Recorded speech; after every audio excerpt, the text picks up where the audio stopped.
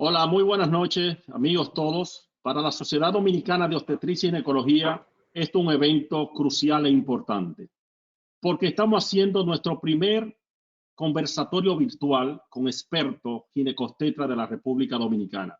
Nosotros, como sociedad, estamos embarcados en la educación médica continuada y a lo largo de todo el año 2020 tenemos un gran proyecto, una gran decisión de llevar educación médica, charlas, seminarios, simposios a todos nuestros médicos, miembros afiliados y a la mujer, que es el ente de nuestro norte como Sociedad Dominicana de Obstetricia y Ginecología. Con la eventualidad que ha sucedido a nivel mundial de la pandemia del coronavirus, nos hemos visto detenidos momentáneamente, pero jamás de manera definitiva, porque nosotros como ginecólogos somos el médico de cabecera de nuestras pacientes. A final del año 2019 en Wuhan, China, un virus produjo un distrés respiratorio severo importante que marcó un hito sin precedente en nuestro país y en el mundo entero a nivel global. Y esto fue llamado COVID-19, el SARS-CoV-2, la cual es un virus de ARN con vida virtual que tiene una forma de corona en el microscopio electrónico y por tanto le llaman coronavirus. Gracias al laboratorio PROCAT, gracias al grupo médico protegido, la Sociedad Dominicana de Obstetricia y Ginecología, llegamos a todos ustedes. Pero no solamente a nivel nacional, estamos conectados a nivel internacional para que nuestros amigos ginecólogos de todo el mundo, de Latinoamérica, para que nuestras mujeres, que es la principal función que nosotros estamos dirigidos, puedan estar en contacto con nosotros en estos momentos de crisis sanitaria mundial. Un virus que ha venido a arrodillar a las grandes potencias mundiales. Un virus que tiene un contagio exponencial extraordinario, donde nosotros hemos visto que potencias industrializadas como China, como Indonesia, como Japón, como Corea, donde inició el virus, donde se desarrolló el virus, presentaron algo sumamente importante, ese desarrollo del virus con una pandemia, con una crisis de contagio exponencial extraordinario. El simple contacto de los pacientes, el simple conversar, el simple apretón de mano. Nosotros como dominicanos nos damos la mano, somos hospitalarios, somos amigos de todo el mundo y por lo tanto siempre estamos a la vanguardia de hacer solidaridad. Y esto es un tema del virus que se transmite fácilmente. El virus es un virus viajero, es un virus de las potencias mundiales económicas y por lo tanto ha afectado a potencias como Italia, como España, como Francia, como Estados Unidos que es uno de los países donde tiene la mayor potencia mundial en salud, está totalmente arrodillado ante este virus. Pero nosotros como Sociedad Dominicana de Obstetricia y Ginecología estamos a la vanguardia y queremos conversar con todos ustedes y ver qué está sucediendo. En el mundo entero estamos alrededor de más de 200.000 muertos y eso es catastrófico. La Organización Mundial de la Salud en marzo del 2020 consideró el virus una pandemia y esto ha trastornado todo lo que es la vida mundial a nivel global. En nuestro país, en el día de hoy, en el boletín número 41 del Ministerio de Salud Pública de la República Dominicana, teníamos infectados 6.652, fallecidos 293 muertos. Quiere decir que nosotros como nación estamos ante una gran crisis sanitaria. No es el tema de hablar del enfoque del Ministerio de Salud al modelo de salud de nuestro país, la cual deja mucho que desear. Nosotros debimos haber tomado medidas más drásticas en el momento clave y lo más importante, como han hecho grandes potencias mundiales como Corea del Sur, como lo hizo Japón, como lo hizo Hong Kong, como lo hizo Indonesia, masificación de las pruebas. Esa masificación de las pruebas podemos identificar qué está sucediendo, quién está infectado, a quién debemos aislar, a quién debemos proteger y qué pacientes debemos ingresar. Estamos aquí hoy en la noche con el doctor César López, tesorero de la Sociedad Dominicana de Obstetricia y Ginecología, un experto en embarazo crítico de la República Dominicana, con el doctor Julio Gonel, vicepresidente de la Sociedad Dominicana de Obstetricia y Ginecología, un experto del país e internacional en embarazo crítico, un gran líder de la región norte de nuestro país y un gran líder de la clase ginecológica de la República Dominicana, y el doctor Francisco Tebení, que para mí es una de las personas más expertas en el diagnóstico de imágenes de las pacientes embarazadas. El doctor Francisco Tebení, un estudioso, un académico a carta cabal, que siempre está investigando lo que pasa en nuestras pacientes embarazadas y haciendo el diagnóstico certero de esa imagen para nuestro bebé, para nuestro futuro de nuestra madre y ese futuro del binomio madre-feto. ¿Qué debemos hacer hoy en la noche? Yo voy a hacerle sesión de preguntas, le voy a dar oportunidad a los expertos, le voy a dar oportunidad de manera democrática al doctor César López en primer lugar, posteriormente al doctor Francisco Tebení y por último, no menos importante, al doctor Julio Gonel, para que se explayen y desarrollen el tema que a nosotros nos atañe hoy acá junto a todos ustedes.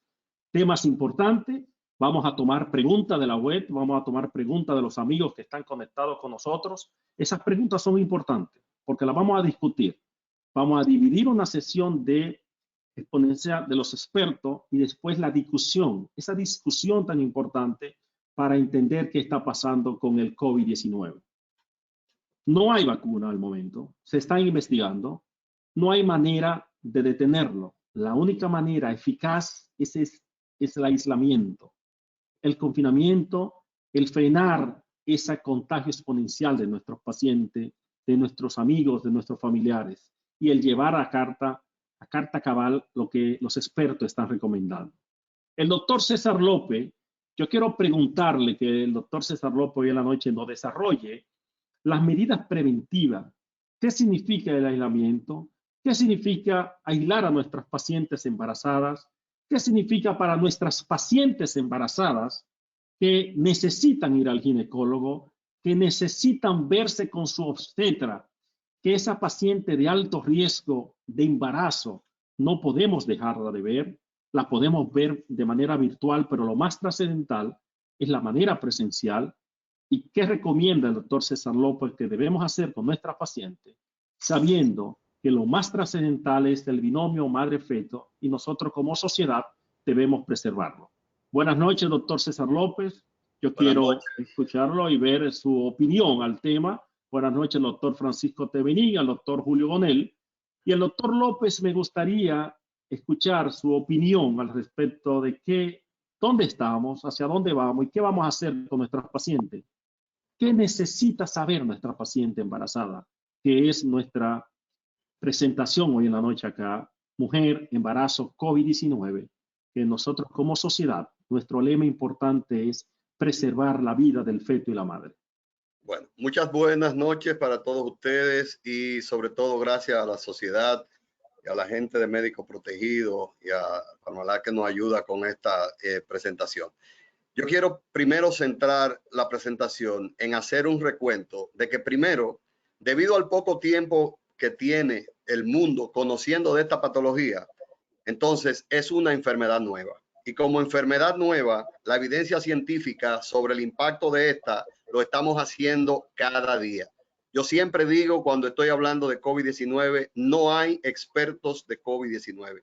Nos estamos haciendo expertos día a día porque todos los días tenemos vertientes nuevas del conocimiento y esto debe llegar como tranquilidad a todos los especialistas. La verdad de hoy vemos que mañana ya no es una verdad a 100%, pero se mantiene.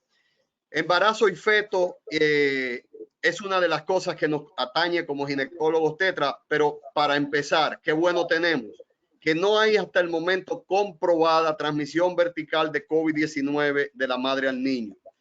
Se han descrito pocos casos de madre COVID-19 previo a su embarazo que el niño nazca con COVID-19. Han ocurrido algunos casos, sí, pero no hay una conducta de que tenemos que tener temor la mujer embarazada, porque si le da el COVID, no necesariamente va a ser un COVID malo.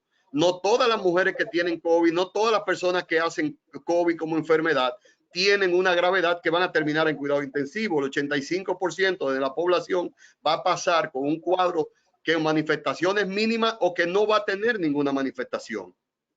No hay virus aislado en líquido amniótico al momento actual, ni en el cordón umbilical, ni en la placenta, ni en la leche materna. Pienso que debemos empezar entonces con el cuadro básico, la mujer que tengo como caso sospechoso. Aprendemos con medicina que toda sospecha hay que confirmarlo. Pero ¿qué decimos lo que es caso sospechoso? Es cualquier paciente de cualquier edad y condición, ojo, no me limito a embarazada en este momento, cualquier edad y condición, que en sus últimos 7 días ha manifestado 2 de los siguientes signos y síntomas, que son tos, fiebre o cefalea. Tos, fiebre o cefalea, acompañado de ¿qué? De uno de los siguientes signos, que son disnea, artralgia, mialgia, rinorrea, conjuntivitis o dolor torácico. Ahí tenemos el primer cuadro, que es la mujer que nos va a llamar la atención, la que tiene síntomas. Pero recordemos que en el estudio de Nueva York, que salió el día 16, hay estudios que vamos a discutir ahorita de embarazadas que tienen asintomáticas las madres y que cuando se hizo la prueba en el posparto, porque algún niño se infectó, ellas tenían COVID positivo siendo asintomáticas. Entonces hay que tener el ojo avisor sobre todo esto. Y por eso entonces decía, sospecha tiene que llevar a una confirmación. Y la confirmación está, primero, prueba rápida, IgG, IgM, o hisopado laríngeo, o nasal. ¿Cuál es la problemática? Que hoy tenemos como país limitación de recursos. Hoy el doctor Marco Espinal, representante de OPS, declaraba que estamos haciendo como muchas pruebas, 2.000 pruebas por cada 1.000.000 de habitantes. Deberíamos estar haciendo más pruebas para poder tener más diagnóstico certero. Entonces, ahí tenemos que aumentar el diagnóstico de casos. Entonces, recordemos las inmunoglobulinas, IgG, IgM. La IgM, cuando me da positivo para coronavirus, ¿qué significa? Que la mujer está activa la enfermedad. Pero si hay una IgG, que es la que esté positiva en el momento, dice que la señora ha estado en contacto con el virus. Y puede ser, repito, que ella haya estado asintomática y tenga IgG positiva. Y la IgG positiva dice, doctor, pero ¿cómo puede ser que yo tenga un IgG si yo no tengo ningún síntoma? Bueno, usted cursó con el cuadro y en este momento ya usted lo liberó. Una gran pregunta que siempre insisto, el que usted tenga IgG positivo no necesariamente significa que usted tiene los anticuerpos para evitar el virus a lo largo de su vida. Hoy se habla de la posibilidad de que usted pueda tener con IgG positiva una reinfección por el virus. Ojo, mucha gente tiene la enfermedad, se descuida y vuelve y cae en una actividad vírica del coronavirus. Puede pasar. IgG significa que ya sufrió la enfermedad y el IgM que la infección es reciente o está activa. Si tengo IgG, IgM positiva, entonces usted tiene una infección que pasó, pero tiene una fase aguda todavía. Usted tiene posibilidad de contagio. Ojo con eso. Y vamos a limitar la analítica, que es la otra pregunta que nos hacen los pacientes, doctores. Vamos a limitar la analítica IgG, IgM y el hisopado. No, yo tengo que tener el contexto general del paciente y yo tengo que hacer toda la analítica porque a veces la única alteración que yo tengo es que en el hemograma esa señora tiene una leucopenia o una linfopenia y en las pruebas hepáticas tiene elevación de enzimas hepáticas y puede tener un perfil de coagulación alterado, porque olvidémonos ya de que el COVID es simplemente un proceso gripal que se complica y con manifestaciones respiratorias. Ahorita vamos a ver que no es simplemente la manifestación respiratoria, es más allá. Entonces es una patología que tenemos que cuidar. Pruebas para hacer, para ver ahora qué estamos buscando, cómo está la coagulación. Y por eso hoy hacemos perfil de coagulación de manera temprana. Y el que tiene alguna sintomatología le hacemos dímero D. Y cuando vemos que la cosa se nos está complicando, una prueba que hay que tener presente es la determinación de ferritina en esa paciente. Entonces, toda esta analítica, ¿qué es lo que lleva? Señores, tenemos que hacer caso a las conductas que nos han estado dando. Lavarse la mano frecuente no es tedioso, es una realidad que hay que hacerla. Y usted tiene que lavarse la mano con agua y jabón, básicamente. Cuidado al toser. Al toser, si usted no está usando mascarilla, empiece a pensar que la mascarilla es una manera de usted controlar el que usted pueda contagiar más gente. Entonces la mascarilla hoy es una indicación. Cubrirse la boca con el codo o con un pañuelo desechable al toser, que los vienen diciendo desde hace meses, hay que hacerlo también. mantener la distancia. No es alejamiento y que tú no te vas a juntar con nadie. Tú tienes que mantener una distancia de 2 metros. Recuerden una cosa que yo siempre digo, el dominicano es sabroso, habla mucho. Y con ese habladero, cuando usted ve y pone un cristal sobre donde usted está hablando, usted ve que caen microgoticas de saliva que pueden tener el virus que usted puede infectarlo. Evite tocarse los ojos. Muchas cosas vamos a discutir ahorita sobre los guantes. La gente tiene un uso de guantes que excede el uso, pero el guante hay que mantenerlo también en condiciones de asepsia y antisepsia. Hay que lavarse las manos, aún tenga guante puesto, porque el guante refleja una sensación de seguridad que es irreal. Entonces, cuidado con eso. Ir al médico, ¿cuándo? Cuando usted tiene síntomas, usted tiene que ir al médico. El doctor Jorge Vargas decía ahora, la embarazada, ¿cuándo debe ir al médico? Hay momentos específicos para ir al médico porque no podemos volver a abarrotar. Los médicos tenemos que empezar a trabajar con citas, viendo mujeres embarazadas y dedicando 30 a 45 minutos mínimo entre paciente y paciente para usted tener el tiempo de sacar un paciente, desinfectar su escritorio, el asiento donde se sentó la paciente, cambiar el papel, no uso de batas de tela, sino cambiar el papel donde se recuesta el paciente. Son medidas mínimas que tenemos que tomar en la oficina y olvidarnos de aglomerar gente en sala de espera, porque eso es lo que más va a traer problemas. Y si usted no tiene necesidad de salir, que tanto se ha insistido, permanezca en su casa el mayor tiempo posible. 3 medidas fundamentales para tiempos de pandemia, y con eso doy paso a uno de mis compañeros. Distanciamiento social, aislamiento de una población que está infectada y cubrir boca y nariz con mascarilla. Hoy son 3 factores fundamentales a tomar en cuenta si usted va a estar en contacto con público, cualquiera que sea. Gracias, doctor López, por tu intervención. Muy buena, César. Pero algo que me llama mucho la atención en esta época de crisis sanitaria, que a la vez son crisis social, es una crisis económica, porque nosotros realmente no dependemos de nosotros mismos como República Dominicana, dependemos del mundo. La República Dominicana dependemos de turismo, la República Dominicana dependemos de conexiones internacionales y de avances en el ámbito de la medicina. Y el mundo ha cambiado, el mundo va a cambiar. Y se habla de un aislamiento, como bien había explicado el doctor César López, de no se sabe hasta dónde. 2 meses, 3 meses, 6 meses. Eso es importante. Nosotros como sociedad estamos dedicados a seguir adelante, educando y orientando a la clase ginecológica y a nuestras pacientes. Pero me preocupa el coronavirus, si es o no es teratogénico, si el coronavirus afecta a mis pacientes embarazadas, si yo a nivel sonográfico puedo saber si mi paciente va bien, o yo que cuando tengo una paciente que debo hacerle un estudio de bienestar fetal, un estudio de seguimiento a esa placenta que se está deteriorando o va en buena evolución en mis pacientes, ¿en qué momento yo debo hacer esa evolución a mis pacientes? ¿En qué momento yo debo investigar?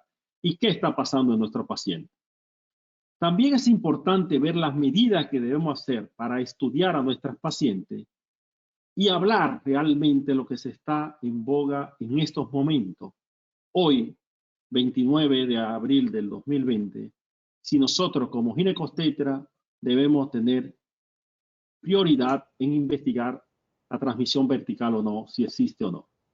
El doctor Francisco Temenigo es un experto en la materia y me gustaría escuchar la opinión del doctor Temenigo al respecto, principalmente en evidencias si existen o no, si el virus es teratogénico en nuestras pacientes, y que me hable de cómo debemos nosotros ver las medidas a tomar para hacer estudios de imagen de nuestras pacientes y en qué momento hacerlo en esas chicas embarazadas, sabiendo que nuestras pacientes embarazadas no es que es más lábil a infectarse, pero cuando logran infectarse, el problema es mucho mayor que en cualquier tipo de paciente.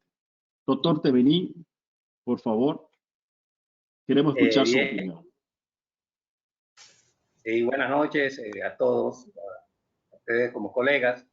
Creo que todas las ponencias que ha planteado César han sido muy interesantes. Yo creo que en el aspecto, para no diversificar mucho, sino ir puntual a las cosas que debemos ir enfocando y a lo que a tu inquietud, Vargas, parecería que tiene valor el estudio que hacemos y en las mujeres embarazadas. En el sentido de valores, más para la mujer y para el hombre, en este caso el médico, de que verdaderamente tenga importancia conocer qué está pasando en ese embarazo.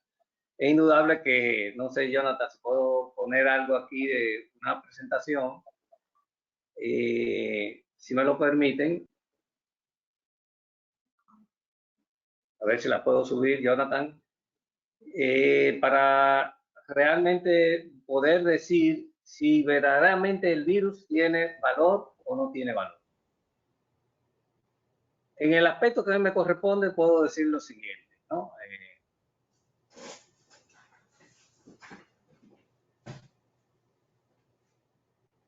Aquí voy a buscar algo que pueda ayudar. No sé si puedo mostrar la pantalla.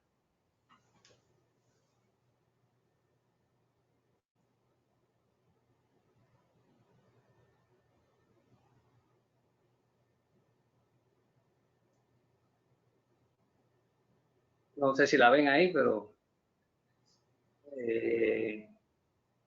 aparentemente no está. Pero lo importante sería... Se estaba viendo bien. Sí, sí. Hace un instante se veía perfectamente. La imagen. Sí, sí. La presentación estaba viéndose. El que no la ve soy yo, entonces.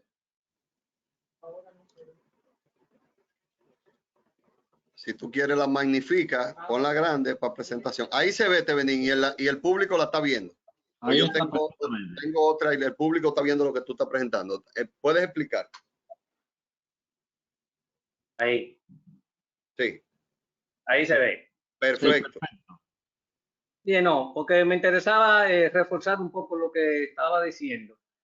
Me tomé la libertad de hacer algunas cosas para que se entienda un poco más. Lo mismo que decía el doctor Vargas, igual que César, poner tres cosas en 4 puntos importantes. 5. No hay evidencia comprobada en una transmisión vertical, a pesar de que podríamos enfocar de que hay un artículo que salió en cuanto a la transmisión vertical interesante. En los primeros estudios que se hicieron en Wuhan, no se encontró virus en líquido amniótico ni en sangre del cordón. Eso es una realidad, por lo cual no se manifestaba ahí que existiera realmente una transmisión vertical. Y lo interesante fue una publicación del JAMA en este recién final del mes de marzo, donde en unos casos, 116 casos, aparecieron 2 bebés, 2 reportados en 2 artículos que se hicieron de bebés, en la cual, aunque no había evidencia de una transmisión vertical, la IgM sí estaba aumentada en el niño a las 2 horas de nacer. Entonces esto ha creado controversias y realmente de dónde viene esa IgM, porque verdaderamente se entiende que debe de ser. ¿Qué ha pasado? Esto motivó que el editorial de la revista JAMA, el doctor Kimberly, él hiciera un comentario en relación a estos 2 artículos. Primero, ¿es posible que el SARS se pueda transmitir al útero? Sí, es posible, pero porque se detectó el ácido nucleico del virus en el virus de la muestra de sangre posteriormente. Ahora, ¿es posible que estos resultados sean erróneos? Absolutamente también es posible, porque existiría la sensibilidad de esta IgM, existiría respuesta cruzada, y esto entonces nos llevaría absolutamente a tener que analizar o a poner todavía en investigación, en muy pocos casos, si verdaderamente la transmisión vertical no existe. Entonces, él agrega lo siguiente, Kimberly, creo que es importante. Aunque estos 2 estudios merecen evaluación cuidadosa, se necesitan pruebas más definitivas para que ante estos hallazgos podamos aconsejar a nuestra mujer embarazada que su feto está o no está en riesgo de tener esa posibilidad de infección al coronavirus. Entonces, indudablemente que aunque no hay evidencia de transmisión vertical, lo que yo quería plantear es que seguimos investigando sobre la marcha. Lesión teratogénica intraútero, indudablemente que de los niños que han nacido, ninguno de estos ha manifestado lesiones que hayan podido ser catalogadas que es por el virus. Ni tampoco hay una evidencia que esté relacionado a un aborto o a una muerte fetal o a distrés o sufrimiento fetal. Posiblemente está dado esto por el número de casos que generalmente se están presentando. Entonces, comenzando de atrás hacia adelante, la medida de atención perinatal, como dijo el doctor César, los casos sospechosos y probables, ¿qué me corresponde a mí desde el punto de vista como materno-fetal y de qué voy a valorar? Pues no solamente la parte materna, sino mi importancia en la vigilancia fetal.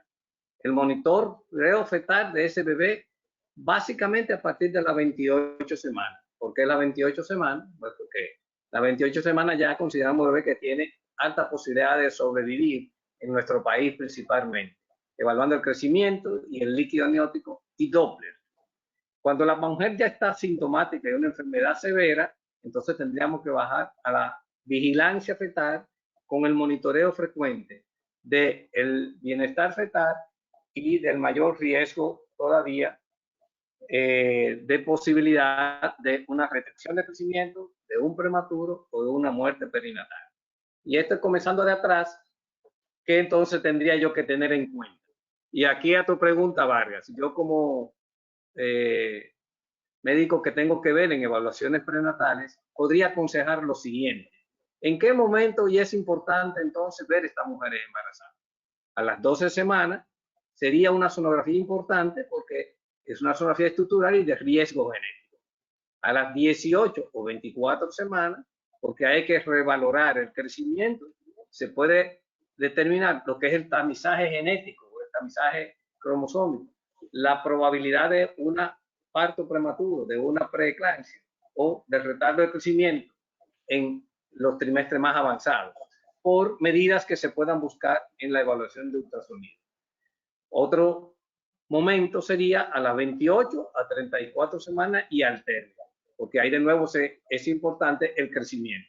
Es el bebé que de las 28 en adelante hacia la 34 va a cambiar en su crecimiento. Entonces, es importante que haya una indicación para verlo en ese momento y el médico tenga un criterio y esa mujer esté tranquila de que verdaderamente su crecimiento del embarazo va progresando adecuadamente. Las pruebas de bienestar fetal y los NST nada más deberían de ser hechos nada más cuando son indicadas y necesitadas, no por hacerla porque vamos a hacer la nieta, porque yo me voy de fin de semana, digo, no estamos en fin de semana, pero por lo menos no voy a estar localizado y en fin, no, sino realmente en bebés que tengan algunos de estos criterios que verdaderamente sea importante. En el área ginecológica, aunque estamos hablando en el área obstétrica, pues los estudios nada más se harían de acuerdo a la prioridad clínica. Y es ideal que no se hagan exponer necesariamente a mujeres por mayores de los 60 años. Estos son criterios que están tomando en cuenta por la Sociedad Internacional de Ultrasonido, la IFU, que creo que es importante. Y este mensaje que le pongo aquí, que creo que todo esto conlleva a no generar temor o mayor ansiedad a la mujer. Antes de hacer un estudio, que debemos tener en cuenta una historia de los síntomas respiratorios. Si no es urgente y la paciente refiere a alguno de estos síntomas, no es importante tampoco, no debería de verse. Prioridad a embarazos de alto riesgo. Las citas deben de ser puntuales y de separando los estudios de acuerdo a las características que describimos en esta edad gestacional. No estar acompañado es lo ideal, si es posible, y que la paciente esté protegida y siguiendo sus protocolos. En cuanto al cuidado de los equipos, me voy a tomar un minuto para decir lo siguiente. Hay que desinfectar los equipos, los transductores antes y después de cada paciente. El médico debe usar guantes para evitar el contacto con la piel. Usar equipos de protección adecuados, disminuyendo los contactos. Solución de desinfectantes. Esto es muy bueno, un buen producto, se vende aquí en el país, yo lo utilizo. Esa base de amonio cuaternario sirve para limpiar tanto el equipo como los transductores. Ojo, no es bueno que utilicemos cloro por casualidad. Generalmente un derivado de amonio o si acaso alcohol, limpiar de abajo hacia arriba el transductor y dejarlo durante unos 30 segundos, garantizando así poder evitar. Claro, con esto no estamos evitando en el 100% la transmisión, pero estamos contribuyendo a evitar un contagio entre un paciente y contagio a médico, cosa que a veces no es fácil, porque eso que se habla de guardar la distancia, el médico sonografista está más expuesto porque no guarda o no puede guardar la distancia de 1,5 metros o 2 metros con relación al paciente. En la sala de espera, importante tener soluciones de alcohol con gel. El paciente debe usar antes y después del examen Igualmente en las áreas de consulta externamente usar spray o alcohol gel, no aerosoles. Según la recomendación de la Organización Mundial de la Salud, es importante que se tenga en cuenta que las manos deben de ser lavadas. Aunque el guante usted lo ha lavado, como dice César, 3 o 4 veces con gel, cuando ya usted lo ha hecho más de 3 o 4 veces, o aquí dice la quinta vez, usted debe de cambiárselo, lavarse las manos necesariamente con agua y jabón y volver a reutilizar un guante nuevo. No es que usted va a ponerse el guante y va a hacer todos los estudios que tenga que hacer con ese guante, porque indudablemente que es un factor de contaminación. Lo que quería agregar al final era esto, que creo que puedo agregar un punto. Hemos visto mucho la identificación de los pacientes con problemas pulmonares haciendo tomografía computarizada. Bueno, esto es una idea que se está transmitiendo a nivel de los estudios de ultrasonido, de poder ver la consolidación de los pulmones de esa mujer que puede estar afectada de acuerdo a la imagen sonográfica de ultrasonido. No es para que fines de que se lo aprendan, pero indudablemente que hay que ir haciendo incursiones en poder ver a través del ultrasonido por imágenes muy características, leves, ya en patrones moderados a severos y en pacientes prontamente comprometidas, usando el transductor nada más, penetrando a través de las costillas, poniendo a la mujer lateralizada, y a través de la costilla vamos a ver estos 4 patrones. Acostumbrarnos a verlo, identificarlo, y creo que puede ser una herramienta de mucho valor en este momento para esos fines. Así que esto es lo que tengo para ti por ahora. Gracias, Tevenín. Hemos visto al doctor César López y Francisco Tevenín exponernos qué debemos hacer en nuestras pacientes, cómo evolucionar con nuestra paciente embarazada con COVID-19. Pero algo trascendental. Pacientes sanas que nosotros no sabemos si están infectadas, o pacientes que ya sabemos que están infectadas, que están embarazadas, y esa paciente debemos darle un seguimiento perinatal. Debemos ver el seguimiento que debe llevar esa paciente para que ese feto lleve un desarrollo adecuado y ese final de parto sea lo feliz y lo importante que nosotros como obstetras queremos. Tenemos al doctor Julio Gonel, un experto en embarazos críticos, que yo quiero, Julio, que nos toque un tema de atención perinatal, pero lo más trascendental. A nivel mundial, ha cambiado la percepción de la atención del parto hacia un parto cesárea. Y nosotros sabemos hoy en día que con la crisis sanitaria del COVID-19, los grandes desafíos mundiales han variado y todo se ha circunscrito a hablar del desarrollo, la investigación que tenemos, que sabemos o que estamos aprendiendo sobre el COVID-19 y nuestras pacientes. Pero esa paciente embarazada que ya final de segundo trimestre, tercer trimestre, el seguimiento perinatal. El doctor Julio Gonel, yo quiero que me exponga en esa paciente el seguimiento y en el momento que esa paciente decidimos interrumpir el embarazo, ¿cuál es la mejor vía? ¿Qué debemos hacer? Sabiendo que nosotros como Sociedad Dominicana de Obstetricia y Ginecología, nuestro norte es la disminución del índice de cesárea en nuestros países. Doctor Gonel, buenas noches. También quiero que me toque el tema de ese bebé que acaba de nacer de una madre con COVID positivo, la lactancia materna que debemos hacer en ella. Julio, me gustaría escuchar tu opinión. Buenas noches.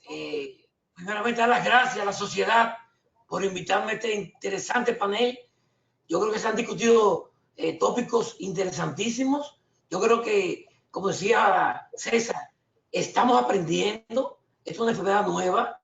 Y yo creo que nosotros como dominicanos tenemos que defender nuestro territorio. Decía César que la paciente embarazada no tenía mayor riesgo de complicaciones. ¿Por qué? Porque es una mujer joven, es una mujer sana, generalmente. Pero es importante mencionar qué paciente embarazada puede tener comorbilidades y cuáles son estas comorbilidades. Por ejemplo, primero, cardiopatías. Aquí entran pacientes con trasplantes, cardiopatías isquémicas, hipertróficas, enfermedades pulmonares, principalmente asma, que en nuestro país el asma en cantidades industriales, diabetes, fibrosis quística, cáncer, leucemia y algunas enfermedades que inmunocomprometen la defensa de la paciente. Dentro de ella está el HIV, principalmente aquellos pacientes que tienen conteo de CD4 por debajo de 250, que tienen un compromiso inmunológico y que no reciben tratamiento antirretroviral. Y un grupo de pacientes jóvenes que pueden tener lupus, artritis reumatoidea, miastenia gravis, enfermedad renal crónica o hepatopatías crónicas. Como ven, es un panorama general, pero que muchos pacientes jóvenes pueden tener estas comorbilidades desde pequeña edad, cuando llegan al embarazo. Y también hoy en día estamos asistiendo cada día pacientes de mayor edad o que llegan a su primer embarazo a 35, 38, 40 años. Y eso va a hacer que en esta edad puedan aparecer esta enfermedad. Pero el manejo perinatal es muy controvertido. Primero, existe la percepción de que COVID-19 es sinónimo de cesárea. No, aunque un amigo nuestro extranjero hizo un coloquio y decía parto vaginal nunca, siempre cesárea, la mayoría de expertos recomiendan que el parto por cesárea se deje solamente para aquellas pacientes complicadas desde el punto de vista pulmonar o aquellas pacientes que tienen condiciones obstétricas que obligan a cesárea, como son placenta previa, DPPNI, preeclampsia, prestación pélvica, entre otras. Pero una paciente que nos llega al término y que, como decía Tevenín, le hacemos un perfil biofísico fetal normal, con un perfil hemodinámico normal, con doble de la umbilical normal, doble uterino normal y doble de la cerebral media del bebé normal, y una paciente estable hemodinámicamente, yo creo que esta paciente es candidata al parto vaginal. ¿Qué tenemos que hacer en ese parto vaginal? Tratar de llevar un parto lento, no muy agresivo, tratar de mantener a la paciente bien oxigenada, con oximetría de pulso, con un monitoreo fetal electrónico para ver las contracciones y cómo se comportan las contracciones, la fracción secretaria fetal con las contracciones, y poder detectar algunos dips, 1, 2 o 3. Y sobre todo, muchos recomiendan en el expulsivo tener una ayuda, que puede ser un forceps o un vacuum. En nuestro país, esos utensilios de terminación, por suerte, no son muy usados, pero en las guías internacionales lo recomiendan. Lo importante es llevar un parto vaginal bien programado y tratar de disminuir el periodo expulsivo y aumentar la hidratación y la oxigenación. Perfecto. Nació el bebé. Cuando nace en el parto, tenemos que tener algunas medidas. Primero, siempre recomendamos pinzar el cordón en unos 20 a 30 segundos después para esperar que esa sangre le pase al bebé y evitar anemias en los recién nacidos. En este caso, la mayoría de doctores recomiendan pinzar rápidamente el cordón. Muchas veces nos gusta a todos enseñar al bebé a la madre, ponerlo sobre su pecho inmediatamente, darle el calorcito materno. En este caso, en pacientes con COVID positivo, se recomienda evitar el piel bebé-madre, y el pediatra lo debe llevar a una sala de reanimación, no para reanimarlo, sino para tenerlo un poquito distanciado de la madre. Y sobre todo, importante, este bebé, si una madre es positiva, no podrá lactar directamente, pero sí podemos utilizar leche materna y darle alimentación materna. ¿Por qué? Porque, contrario al VIH, Ustedes saben que en el VIH se ha demostrado la presencia de virus en la leche materna. Entonces, al paciente con VIH, aparte de la cercanía, lo que se quiere es que no se le dé leche materna. Pero aquí, muchos, como decía Temenín ahorita, ¿existe o no cambión vertical? La mayoría dicen que no. Pero han habido algunos casos que nos ponen pensativos. Y es que algunas pruebas rápidas que miden IgM ha salido positiva, pero cuando se le hace la PCR está negativa.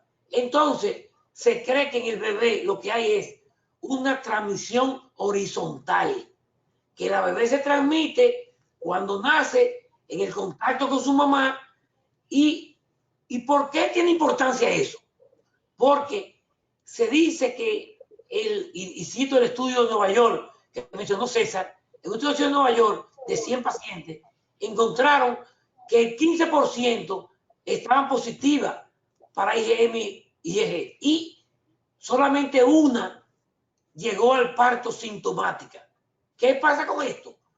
Que 14% de estas pacientes pueden estar asintomáticas y no saben que tienen COVID.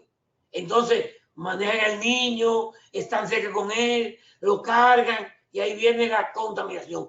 Por eso, muchos autores han llamado a esto la transmisión horizontal, no vertical, porque hoy en día no tenemos ciencia cierta una demostración de que el virus esté presente en el líquido amniótico y el bebé se contagie de manera prenatal. Recuerden ustedes que en el VIH el virus está en la vagina y la paciente tiene parto normal, va a estar en contacto con la vagina. Pero todavía hay estudios que incluso en VIH, si hacemos cultivos de virus y tenemos una carga viral indetectable en el momento del parto, se podría dar parto vaginal. Porque aquí el contacto es estrechamente directo con el virus. Aquí, en el COVID, no existe eso. O sea que esa parte es lo más importante que tenemos que ver cuando nosotros manejamos y orientar bien a los pediatras. Como decía el director de la Comisión Mundial de la Salud, tenemos que hacer prueba, prueba y prueba. Nosotros, en base a eso, vamos a comenzar en el hospital, en la maternidad de Santiago. Vamos a comenzar un estudio a medirle pruebas rápidas a los pacientes en el momento del parto y a los recién nacidos, para nosotros conocer cuál es la incidencia de pacientes que llegan al parto positiva y sin síntomas, o síntomas que pasen desapercibidos. Como decía también ahorita, un COVID puede pasar con una tos, dolor de espalda, dolor de garganta y tupición. ¿Y quién no ha tenido eso en los últimos 2 o 3 años? Quizás todos lo hemos tenido. Entonces, muchas personas pasan asintomáticos y lo pasan desapercibido. Y el riesgo que tienen es que tienen mayor propensión de contaminar a más pacientes. Por eso, insistir, lo que decía César, lo que decía Tevenín, lo que decía Jorge, tratar de aumentar la higiene del paciente, lavado de manos, manitas limpias, en el consultorio, todo, tratar de nosotros propiciar un ambiente limpio, que con esto podemos disminuir la mortalidad perinatal en la paciente con COVID-19. En ese mismo tenor, quiero hacer una pregunta que están haciendo nuestros amigos ginecólogos a través del chat. Hay una pregunta muy similar o inquietudes muy similares de varios médicos, entre ellos el doctor Samuel Guerrero, la doctora Verónica Almonte. La pregunta va en sentido general para los tres. Pacientes embarazadas, ¿a todas debemos hacerle prueba de COVID o debemos hacerla de manera aleatorizada?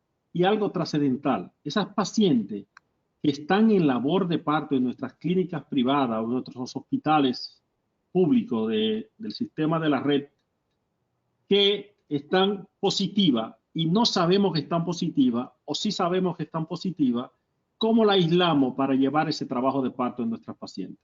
Yo quiero oír la opinión del doctor César López y después lo de los más panelistas.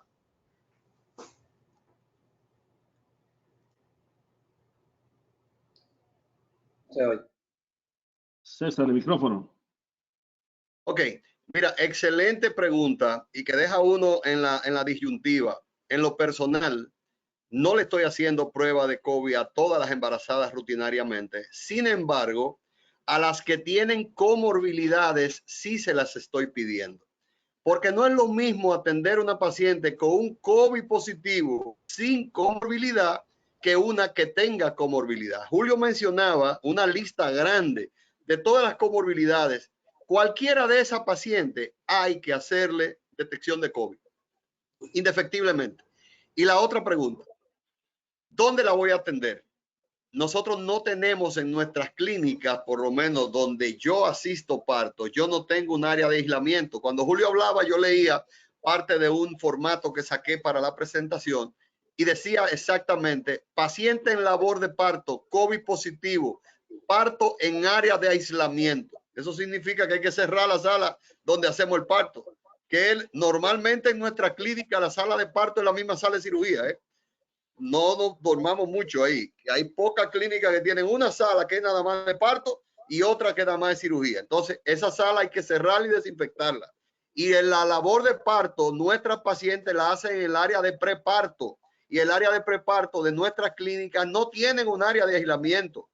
Entonces, si vamos a la realidad dominicana, nosotros tenemos que estar en pacientes con comorbilidad y haciendo pruebas, número uno. Y segundo, tratemos de hacer en esas pacientes con comorbilidades que voy a asistir una labor de parto, la manera de cómo creamos una unidad de aislamiento. Ahora, recuerden que si la mujer está complicada, que tiene un COVID ya con manifestaciones, que está agravada su estado, la paciente entonces ya no es para una labor de parto normal. Esa va por indicación de COVID para cesárea, por el COVID mismo ya complicado, porque la paciente no me va a tolerar el momento de pujo, el momento expulsivo, como decía Julio ahorita, en la que es COVID positivo nada más, pero la COVID positivo que está ya con manifestaciones clínicas de agravamiento y entra en labor de parto, esa se me va a ahogar dentro del trabajo de parto porque la saturación de oxígeno me va a caer con las contracciones. Entonces voy a agravar su condición. Y otra cosa, bueno, eso lo tratamos ahorita, lo otro. Darle la oportunidad a los otros y ahorita discutimos lo que sea. Nosotros en el hospital tenemos un área que hemos dejado para pacientes con COVID y una sala de parto también. Y en la clínica, en la Unión Médica, tenemos un área destinada, una torre pequeña, destinada solamente a pacientes obstétricas con COVID y recién nacidos y niños pediátricos con COVID. Es un área materno-pediátrica que se ha cogido exclusivamente, porque dice César, donde tú tienes pacientes obstétricas normales, no puedes tener pacientes obstétricas con COVID, obviamente. Y esta paciente la tenemos en un área especial. Tenemos que comenzar, como dijimos ahorita, estamos todos aprendiendo. Tenemos que comenzar a hacer nuestras áreas porque aún esto apenas comienza, pero esto tenemos que prepararnos para meses y cuidado. O sea que yo creo que a nivel de hospital, a nivel de clínica, vamos a tener que comenzar. Y ahora va a entrar en boga un proyecto de parto en habitación. Estas son las que pueden dar ese motivo a que tú puedas hacer un parto, entre comillas, que está muy de moda, individualizado. Pero eso es mucho pedir todavía. Pero lo que sí tenemos que hacer es parto aislado. Permítame interrumpirle. Tengo una pregunta que viene directamente desde Buenos Aires, Argentina, para el panel de expertos. ¿Qué importancia o qué implicación médica le dan ustedes, y quiero oír la opinión del doctor Tebení, en el virus que está presente en las heces fecales de la paciente, así como escriben, y en esas pacientes que se le da parto vaginal? Igual, en esas pacientes que vamos a hacer cesárea, vamos a hacer cirugía, que son COVID positivos, que usamos energía en ella, ¿qué opinión tienen de la vaporización del virus y del contagio a través de ello? Bien, la pregunta comenzamos. Yo voy a comenzar a desarrollar parte de lo que tú has preguntado, porque sobre la pregunta anterior me quedó el motivo de si hacer o no hacer a todas las pacientes la prueba.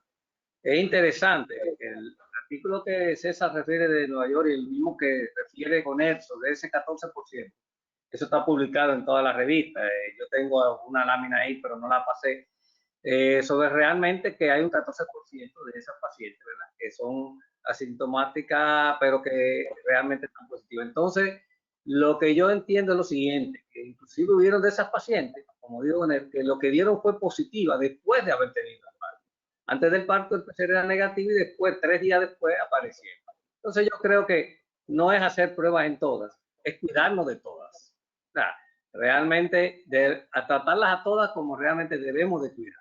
Es lo que se está planteando, ¿eh? La ropa de protección personal, con todos los cuidados de aseo en todas las pacientes, porque habrán pacientes que la tendremos negativa por la misma prueba que apenas tiene un 70-80% de sensibilidad en cuanto a predecir realmente la infección, por lo cual hay un porcentaje de estas pruebas que nos podrían dar negativo y realmente el paciente a los días posteriores está positivo.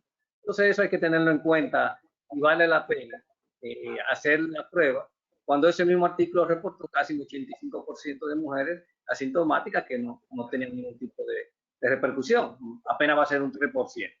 Sobre el asunto de las heces creo que es muy discutido y es una realidad. Creo que verdaderamente se ha reportado casi hasta un 70%, cerca del 70% del virus en el periné y en las heces. Entonces hay que buscarlo en esa área antes de motivarse a hacer el parto. Si realmente en esa área tenemos una prueba de detección, sabiendo que esta prueba no nos dan el 100%, ahí vamos sobre la misma cosa, realmente podría darnos negativo en ese paciente y verdaderamente estar positiva por el asunto de la prueba que utilizamos. Pero hay que buscarlo. Y si está positivo, yo soy de la idea de que realmente no se intente el parto en estos momentos, mientras vamos conociendo un poco más sobre la enfermedad. Y Julio, te quería agregar sobre el estudio que ustedes van a hacer.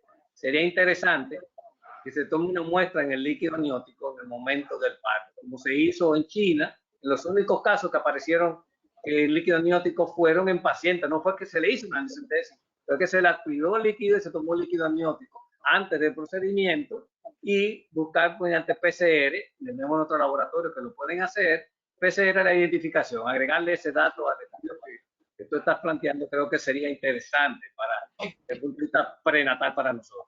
Sobre el uso de los equipos en cirugía, yo solo voy a dejar a César que brega más en esa área, o a Julio, hasta ahora. Yo tengo, vamos a empezar por el orden de la pregunta. Jorge preguntaba, virus en periné. ¿Se ha aislado? Sí. Hay un caso de un 66 casi % aislado de virus en periné. Y fíjense una cosa que quiero destacar de este virus. El virus nos habían dicho que se inactiva en el estómago, pero ahora nos están diciendo que aparece en heces. Entonces se activa de nuevo en tracto gastrointestinal bajo, en el colon. Es para las cosas, porque lo que decía al principio, tenemos que aprender, y esto estamos aprendiendo todo con este virus. Entonces, dentro de un mes, yo no sé qué estaremos leyendo, y el que oiga esta disertación va a decir, esos tigres estaban locos. Oye lo que están diciendo. Bueno, en un mes puede pasar cualquier cosa. Pero yo pienso que estamos olvidando la asepsia antisexia perineal, que antes lo hacíamos de manera rutinaria.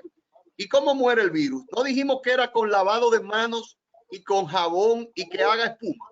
¿Y por qué no hacemos lo mismo con el periné en varias ocasiones durante la labor de parto? Lo dejo de tarea, ¿eh?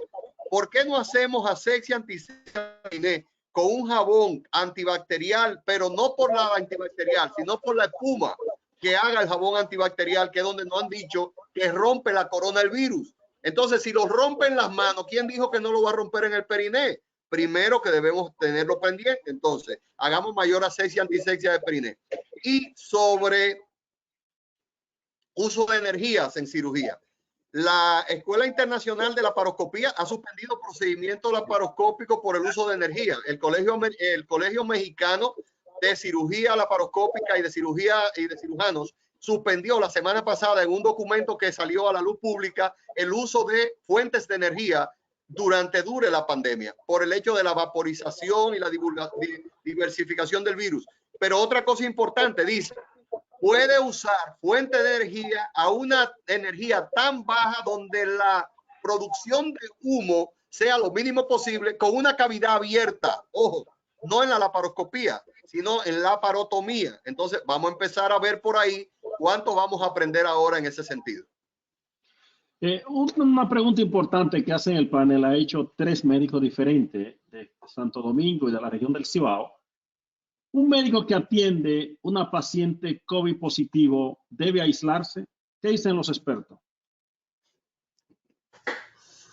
Depende. Primero, recuerden que lo primero que debe tener un médico que está atendiendo pacientes COVID positivo es toda la indumentaria del traje de protección. Y si él se colocó su traje de protección de manera adecuada y si el médico está negativo, porque una cosa que yo estoy criticando es que le estamos mandando a hacer pruebas a todas las pacientes, pero nosotros no sabemos si nosotros estamos positivos o no y nos seguimos exponiendo. Entonces, cuando el médico ha estado con pruebas negativas, ha usado todo su traje de protección, ha mantenido su puesta y quitada de traje de manera adecuada, no creo que él tenga que hacer un aislamiento. Hay una publicación reciente de la ISU donde le estimulo que entren, creo que es abierto. Digo, lo que pertenecemos, pues tenemos derecho, pero creo que ahora mismo está siendo abierta. No es una guía, pero es un consenso que han creado de expertos en diferentes aspectos. Uno es el aspecto de protección al médico. Se entiende que el médico utiliza una medida de protección que le llevarían a evitar realmente que no en lo absoluto, pero indudablemente que el médico tiende a poder evitar en el momento que está procediendo un procedimiento el contaminante, teniendo en cuenta, lógico, el objeto que se llama guante. El guante es un instrumento que podría, pero en cuanto al médico sentirse contaminado, no. Y antes de pasar a otra pregunta, el comentario de César con relación al periné que yo dije, acuérdense que lo que hacemos partos, todavía uno hace partos, cuando usted hace un parto vaginal, el periné tiende a tener pequeños desgarros, ahí hay virus, aunque ya tú hayas lavado, ahí hay virus en ese momento porque hay heces. Entonces, tú lavaste y que vas a lavar las heces también cuando salgan. Entonces, ahí ya sería un poco difícil decir que porque lavamos el periné bien, en el momento que salga la cabeza, la deflexión y hay una rotura y aparezcan heces, estemos también exentos de tener presencia de virus. O sea que no creo que verdaderamente lavar resuelva el problema. Una pregunta desde Torreón, México. Nuestro amigo Raúl Domínguez, que está conectado con este panel de la Sociedad Dominicana de Obstetricia y Ginecología, y esta pregunta se la voy a hacer a Julio Gonel. ¿Qué frecuencia debe asistir la paciente en esta época de pandemia embarazada a atenderse su seguimiento perinatal? Muy buena pregunta. Usted sabe que ahora los expertos recomiendan que las pacientes normales con COVID y que están controladas tengan menos visitas prenatales. Y la mayoría en consenso llegan a que de 10 a 12 consultas que tiene normalmente una embarazada, tenga solo 5 o 6. Y recomiendan por lo menos una en la primer trimestre y un sonograma a las 11, 14 semanas para anomalías cromosómicas, una a las 18 semanas, 24 semanas, 32 semanas y 37 semanas. O sea, ¿por qué? Porque hay que tratar de exponer lo menos a esa paciente en los casos que se pueda. Si una paciente tiene otras complicaciones, pues se ve más veces. Pero en sentido general, está aceptado la disminución de la asistencia prenatal en pacientes infectadas pero controladas. Hay 4 preguntas en el panel que hemos hablado bien de la atención perinatal, de aislamiento, de atención de parto del paciente, del puerperio, pero esa paciente embarazada que llega para ser ingresada por complicaciones porque está sintomática, ¿qué manejo ustedes recomiendan a esa paciente que se está actualmente implementando a nivel mundial? Mira, perdona, pero voy a empezar respondiendo. Lo primero que tenemos que entender que esta es una paciente con un equipo multidisciplinario que tiene que manejarla. Tiene que participar de ese manejo el obstetra, el infectólogo, que es médico internista, cardiólogo y todo aquel de acuerdo a las comorbilidades que tenga la paciente. Puede ser diabética, yo tengo que tener el endocrinólogo ahí también. Puede tener una patología de trastorno hematológico. Debo tener el lupus, tengo que tener un reumatólogo con ella. O sea, olvidémonos de que nosotros somos lo que sabemos de eso, ¿eh? Esta es una paciente especial y olvidémonos del yoísmo. Esto es en equipo que hay que manejarla. Paciente que no se maneja en equipo, el pronóstico es malo. Y es una paciente que va a manejarse en una unidad de cuidado intensivo. Entonces, nosotros no sabemos manejar cuidados intensivos con una paciente. Ni sabemos manejar ventiladores, ni sabemos manejar nada. Si estamos hablando de una paciente COVID enferma con la patología, estamos hablando de equipo multidisciplinario donde los tetras es uno más del equipo y tomará su conducta. Yo no creo que los tetras sea el jefe del equipo, ¿eh? Depende de las comorbilidades que tenga el paciente para saber quién va a ser el jefe. Y yo protagonismo en estos casos no le recomiendo a nadie. Sea médico para trabajar en equipo. Ese es mi mejor consejo, puede ser en este tiempo. Mira, muy importante, César. Estamos en el mismo tenor. Nosotros en el hospital ya hemos tenido varios pacientes con COVID. Y la paciente han evolucionado bien. Recuerden ustedes, que tú decías al principio, Jorge, que el embarazo no agrava el COVID. Y hemos visto poca muerte materna, porque realmente la mayoría de los casos que le da COVID en las pacientes normales le da con poca gravedad. Sin embargo, hacemos la excepción de la lista que presentamos de las comorbilidades. Ahora bien, hay un consenso generalizado que la terapia medicamentosa, y nosotros aquí en la clínica tenemos un comité de COVID, por suerte no han llegado pocos pacientes, no llegó unos pacientes, un par de pacientes, pero para cuando llegue ese comité, como dice César, tiene intensivista, neumólogo, infectólogo, obstetra y pediatra y médicos materno-fetales, que nadie es el capitán. El obstetra es capitán cuando va a tomar la conducta de si termino el embarazo y si lo termino por arriba o por abajo. Ahí es que el obstetra tiene que ser el capitán del barco. Pero en el tratamiento multidisciplinario, tú eres parte de un equipo y los equipos nos va mejor cuando compartimos mejor los tratamientos. Parece, y en el hospital nos digo muy bien, que la hidroxicloroquina con acitromicina ha sido la terapia que mejor le va a la embarazada. La mayoría de guías recomiendan hidroxicloroquina 400 miligramos cada 12 horas en las primeras 24 horas y luego 4 a 5 días 200 miligramos cada 12 horas y acitromicina 500 cada 12 o 24 horas y algunas guías que revisamos cambian la acitromicina por la ceftriaxona. En los casos donde hay un poquito mayor de sintomatología y ustedes saben que el tratamiento de la acitromicina, aunque hay parenteral, es básicamente oral. Entonces, con la ceftriaxona utilizan esquema, combinación de hidroxicloroquina y ceftriaxona, usando 2 gramos cada 24 horas. Siempre, todo paciente que use hidroxicloroquina debe hacerse un electrocardiograma, alargamiento del QT y trastorno del ritmo. Estos pacientes pueden desarrollar arritmias. O sea, pero en general hay otros esquemas terapéuticos. También se usa muchos medicamentos que usamos en VIH, que es el litonavir y pronavir, que es inocuo, que se usa con ciertas libertades y tiene solamente limitancia en el primer trimestre del embarazo. Hay algo que yo quiero, excúsame Jorge, hay algo que quiero ahora que están hablando del tratamiento y no quisiera que se terminara esto sin que quede. Primero, no se conoce tratamiento definitivo efectivo para todos los casos, no existe, tengámoslo claro. La OMS autoriza que los sistemas sanitarios por país realicen ensayos controlados, aleatorizados, con voluntarios, ojo, bajo consentimiento informado para comprobar si es seguro o no y efectivo o no los esquemas que estamos hablando, ¿eh?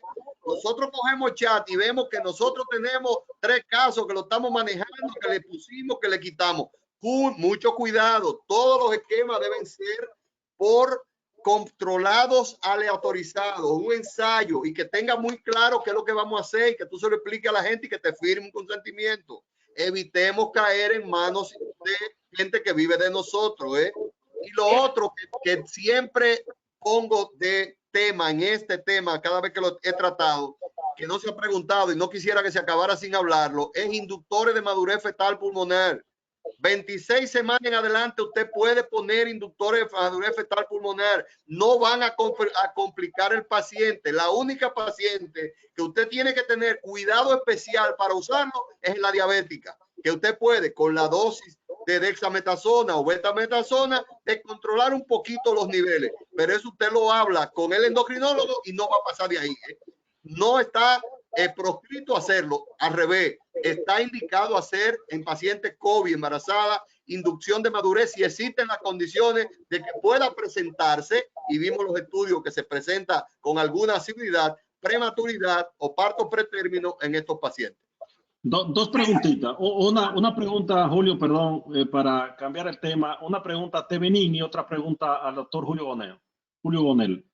Tevenin, me pregunta al panel, ¿todas las pacientes debemos manejarla como COVID positivo? Porque se está hablando de hacer pruebas a todas las pacientes o de manera aleatorizada a las pacientes. Pero entonces deberíamos manejar a todas las pacientes como COVID positivo para evitar un contagio del personal médico que está manejando a la paciente. Y al doctor Julio Gonel inmediatamente, ¿qué manejo recomienda a una paciente con COVID positivo que el puerperio inmediato y hasta cuándo considerar como alta peligrosidad ese contacto de madre y feto en esos periodos? Doctor Tevenin. Bien, mira, dos cosas. Sí, yo quería agregar, era sobre el comentario anterior de lo de César de esteroides, que eso lo iba a agregar. Se pueden utilizar, lógico, en ese 85% de pacientes que realmente, o el porcentaje de pacientes que uno entienda que aunque tengan positiva no son severas, que apenas van a ser un 2%, un 3%. Si tuviéramos 125,000 partos en nuestro país en este sentido, entenderíamos que apenas una de 3,000 hasta de casi 4,000 mujeres serían las que realmente se complicarían. Todas las demás, pues, no van a ser sintomáticamente complicadas y entonces podemos usar esteroides porque realmente cuando lo necesiten, por indicación en el momento que sea. Creo que es así. Lo de considerar todas las pacientes, lo comentamos ahorita anteriormente. Nada más podría decir lo siguiente. Si no fuera así, entonces todas las atenderíamos normal con nuestras ropas de cirugía.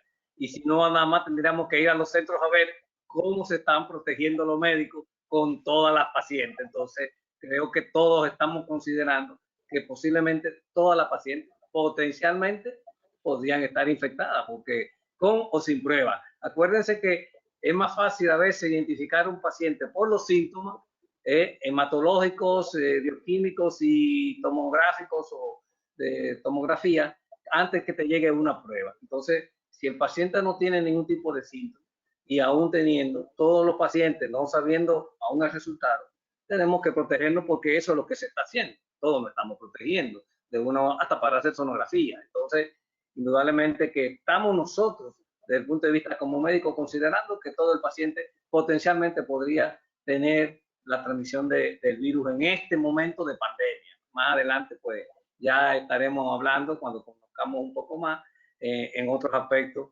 porque así comenzó con el HIV. O no nos protegemos todos ya con el HIV, aún con o sin prueba. Hacemos lo mismo. Entonces, estamos ahora en este momento en esa etapa. No sé, Julio, ahí lo que vaya a cargar. No, como tú decías, mírenlo cómo nosotros damos consulta. Estamos protegidos. Hay que protegerse, porque uno se protege para uno personal y también protege al paciente.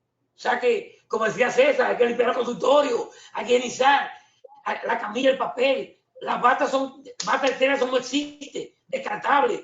Guantes, en vez de un guante, una caja por día prácticamente, porque con cada paciente hay que cambiarse los guantes y hay que lavarse las manos. O sea, estamos cambiando nuestra mentalidad como médico y como paciente. Ese que veía 30 pacientes en 6 horas. Ahora vamos a poder ver 5 o 6, porque eso ha cambiado. En cuanto a puerperio, una buena pregunta, interesante pregunta, es el hecho de que una paciente positiva hay que aislar al bebé, pero aislarlo de manera familiar, ¿cómo se llama? Que la mamá no tenga mucho contacto con ella, que individualizarlo, le puede dar leche materna, pero hay que esperar que la madre tenga 2 pruebas negativas. El paciente se considera curado cuando tiene 2 pruebas negativas, incluso pruebas de PCR. Pero muchos enfermos, y no tiene que ser embarazada en este caso, después de las 2 pruebas negativas, se les recomienda 15 días después que debe de cuidarse. La gente piensa, no, yo voy a contaminar. No es contaminar, es que tu organismo, como decía una neumóloga, el pulmón de un paciente con COVID es un pulmón inhabilitado, quedó con secuela, y tú tienes que cuidarlo, que otra infección que normalmente tu organismo se defiende bien, te haga un brote, un cuadro infeccioso mayor. O sea que el paciente infectado, aparte de curar su enfermedad y evitar los contagios, también hay que evitar las recaídas, porque él puede, y eso todavía no lo sabemos, él puede quedar con algunas secuelas para el futuro que no sabemos cuáles son. Y como decía César, los esteroides en COVID se usan a altas dosis, 600 miligramos, 400. Sin embargo, y quiero insistir, los esteroides están libremente utilizados, incluso en diabéticas. Nosotros tenemos 5 y 6 diabéticas simultáneas. Y con los endocrinólogos ya no conocen. Lo que hacemos es le ponemos esteroides, imagínate, ponerle 12 miligramos y 12 miligramos. Eso es nada. Pero si está usando insulina, le hacemos varios esquemas diarios y le aumentamos la dosis. ¿Cuándo ustedes considerarían interrumpir el embarazo de una paciente? Preguntan al panel, por complicación del COVID-19. Una paciente embarazada que está positiva, que está complicada. ¿Cuándo ustedes consideran que es el momento ideal de interrumpir el embarazo independientemente de la edad gestacional?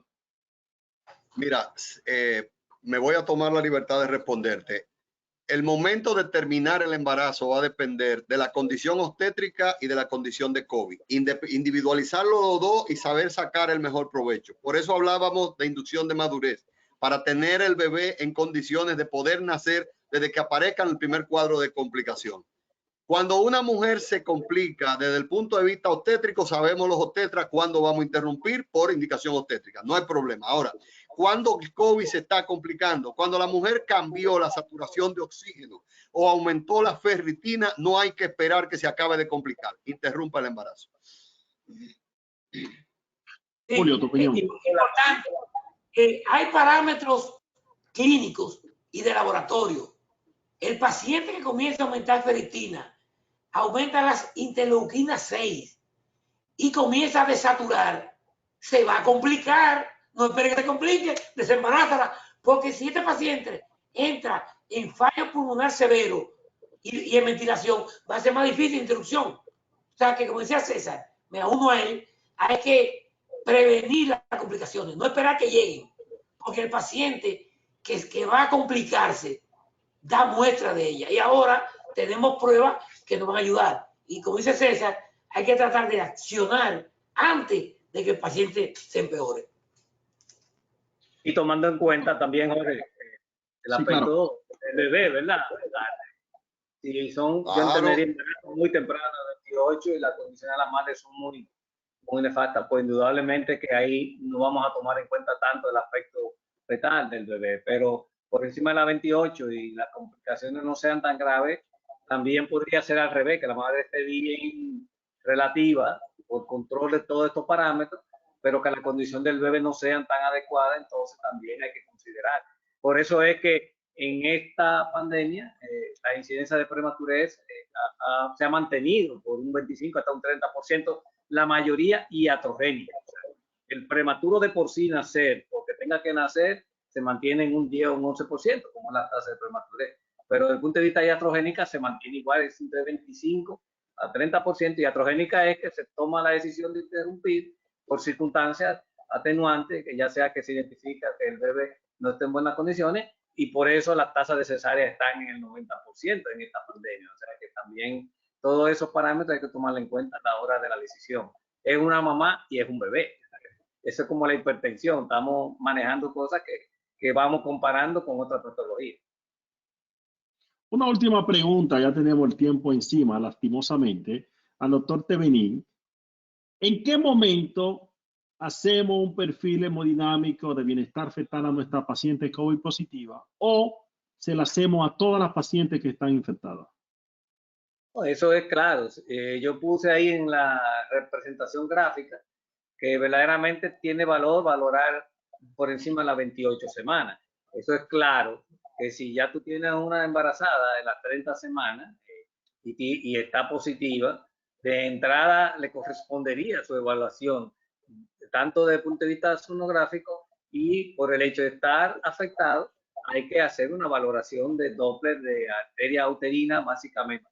Básicamente arteria umbilical, perdón, no tanta la uterina. ¿Por qué la umbilical? Acuérdese que la uterina es la que va hacia la madre y tiene un efecto más materno, pero la umbilical tiene un efecto más fetal, de lo que el bebé está realmente produciendo y eliminando. Entonces, es importante, dentro de los puntos de vista del Doppler, tomar en cuenta la umbilical, para entonces ahí podríamos encontrar un efecto fetal nada agradable. Entonces así sería una indicación de ya una terminación iatrogénica, pero por condición fetal. Entonces, creo que de entrada la madre con esta condición debe hacerse una evaluación fetal y posteriormente un protocolo de seguimiento de acuerdo a la respuesta que va teniendo ese bebé y al tiempo de embarazo que tiene, para entonces programar cuáles serían los estudios siguientes cada 15 días o cada 2 o 3 días, dependiendo del primer resultado que se tenga. O sea que yo pienso que sí, que hay que hacer una evaluación completa desde el punto de vista de flujo, de Doppler, más que de NST, eso no iría en un perfil físico en ese momento, sino de Doppler, y sería el punto de partida para tener en el tapete condición materna, condición fetal, y que el obstetra sepa hacia dónde va a dirigirse en ese momento. Bueno, lastimosamente tenemos que llegar al final de este interesantísimo conversatorio virtual de la Sociedad Dominicana de Obstetricia y Ginecología, y este no va a ser el primero. Vamos a instalar semanalmente un conversatorio virtual de diferentes temas importantísimos con panelistas nacional e internacional para mantener a nuestra membresía, a nuestros ginecólogos actualizados en esta época de crisis sanitaria de la pandemia por el coronavirus. Quiero darle las gracias reiteradas al doctor Francisco Thevenin, al doctor Julio Gonel, al doctor César López por tan interesante panel, hablando de un tema que es sumamente importante, mujer, embarazo, COVID-19, que es interesante manejarlo hoy en día. Gracias al grupo de Médicos Protegidos, gracias sobremanera de todo corazón de parte mía como presidente de la sociedad y de todos los miembros de la sociedad, al laboratorio PROCAS por darnos la oportunidad de estar con ustedes hoy en la noche. Y algo sumamente importante, se le va a enviar el link de esta participación a todos los miembros activos de la Sociedad Dominicana de Obstetricia y Ginecología que estén al día para que puedan disfrutar de este manjar, hablar de embarazo y COVID-19 con 3 expertos de nuestro país. Se le va a enviar en los próximos días para que todo aquel que esté al día en nuestra sociedad pueda accesar y pueda ver este panel si no pudo tener la oportunidad de verlo en el día de hoy o verlo de manera incompleta. Muchísimas gracias. Muy buenas noches a todos ustedes, amigos del país, de la República Dominicana, de Latinoamérica. Para nosotros, el doctor César López, el doctor Francisco Thevenin, el doctor Julio Bonelli, quien habla, el doctor Jorge Vargas, ha sido un verdadero placer compartir con todos ustedes. De nuevo, gracias a Médico Protegido y 1.000.000 de gracias al Laboratorio PROCAS por esta oportunidad. Muy buenas noches y nos vemos en la próxima, queridos amigos. Buenas noches. Gracias.